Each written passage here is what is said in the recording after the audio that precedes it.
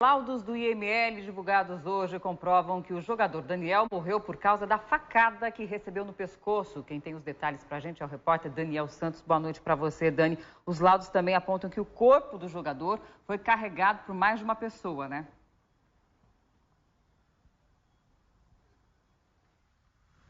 Acrescentando o que nós antecipamos no RIC Notícias há cerca de 2 semanas e que foi confirmado ao encerramento desse inquérito entregue ao Ministério Público ainda ontem à tarde, Alessandra. Boa noite para quem está aí acompanhando o RIC Notícias em todo o estado do Paraná. Informações importantes porque agora nós temos provas técnicas, científicas. Antes eram apenas testemunhais. Até ontem, no fim da tarde, apenas testemunhas. Agora sim a gente tem essas provas técnicas muito importantes para o andamento da instrução processual, da instrução criminal agora na Justiça e lá no futuro, aproximadamente 2 anos, é a expectativa de especialistas, de advogados criminalistas, para um possível julgamento popular.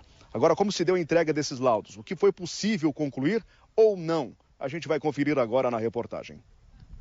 Peritos analisaram vestígios de sangue no corredor de acesso à casa, quarto, no carro usado por Edson Brites. O laudo mostrou que havia sangue humano, mas não foi possível confirmar se era de Daniel. Não havia vestígios de fluidos biológicos, seja na residência, seja no veículo que teria sido utilizado para o transporte. Havia claros sinais de que ambos os locais tinham sido submetidos a uma limpeza, né? Os próprios peritos afirmam aquilo que nós já afirmávamos no inquérito policial, que o local foi lavado. Isso é fraude processual. Ainda segundo o Instituto Médico Legal de Curitiba, não é possível precisar se Daniel teve o órgão sexual decepado antes ou depois de ser morto. Esse laudo também está inconclusivo. Doutor, o Daniel ainda estava vivo quando o seu órgão sexual foi decepado? Possivelmente não, mas pode-se dizer que provavelmente isso ocorreu em momentos muito próximos um do outro. O que aconteceu primeiro? A degola, possivelmente pelos dados que nós obtemos, a degola ocorreu antes. Perícias realizadas no corpo do jogador e no local da execução indicam que a vítima foi morta por uma pessoa. Conforme a investigação, Edson. Mas ele teve ajuda para arrastar e ocultar o corpo. Se houvesse esse deslocamento, teria daí sim lesões mais extensas, né? E marcas no local que seriam perceptíveis ali durante o exame.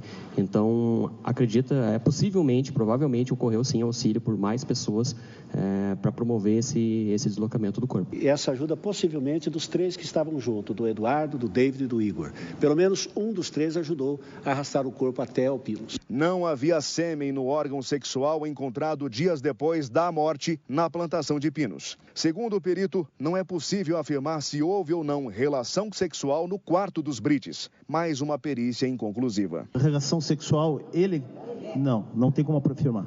Documentos serão anexados ao inquérito que está nas mãos do Ministério Público. Promotor João Milton Salles deve oferecer denúncia nesta sexta-feira. Quando eu vou transformar isso numa peça inicial, eu tenho que relatar o que efetivamente aconteceu e o que cada um praticou.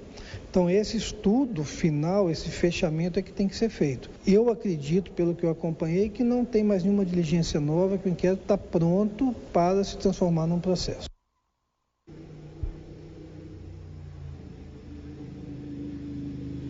E quem são os indiciados? Edson Brites Júnior, a sua esposa Cristiana Brites, a aniversariante Alana Brites, completou 18 anos e já está na cadeia. As duas, mãe e filha, na penitenciária feminina em Piraquara, região metropolitana de Curitiba. Edson Brites no centro de triagem, que ainda é de responsabilidade da Polícia Civil aqui em Curitiba. Nós ainda temos o namorado da Alana, o David William, também o Eduardo Henrique, que é marido de uma prima de Cristiana, que foi preso em Foz do Iguaçu.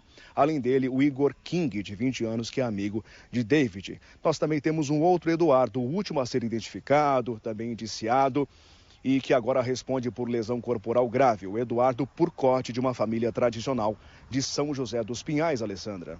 Dani, fotos mostram também o interior da casa da família Brites, né? O que mais chama a atenção?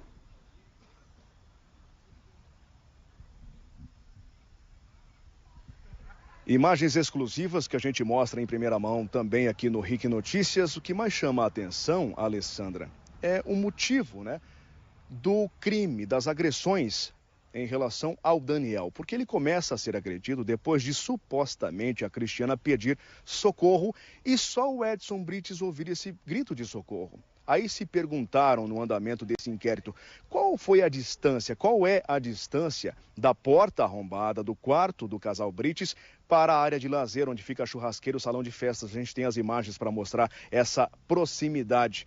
Corrobora com o que o promotor disse na semana passada, Alessandra, aqui mesmo, RIC Notícias, falando dessa distância. Não é um salão de festas, não. É uma área conjugada e que essa churrasqueira, essa área de lazer onde esses jovens estavam bebendo naquela manhã de 27 de outubro, fica muito próxima. A questão de cerca de 5 metros não dá mais do que isso. A gente observa nas imagens. Tem uma sala, tem até uma roupa ali por cima do sofá, a porta arrombada, uma TV, e a gente observa por outro ângulo, vendo as cerâmicas azuladas, essa aproximação, né, do local onde esses jovens estavam para a porta, que estaria fechada no momento em que Edson dá a volta e entra pela janela. É a primeira vez que a gente tem essa oportunidade de mostrar o interior da casa da família Brites para entender como é que se deu a dinâmica do início das agressões que infelizmente terminaram com um assassinato brutal na colônia Mergulhão, em São José dos Pinhais. Alessandra, expectativa de oferecimento da denúncia. Amanhã, no fim da tarde, a gente vai trazer os detalhes no RIC Notícias desta sexta-feira. Tá certo. Eu volto com você. Obrigada, Daniel.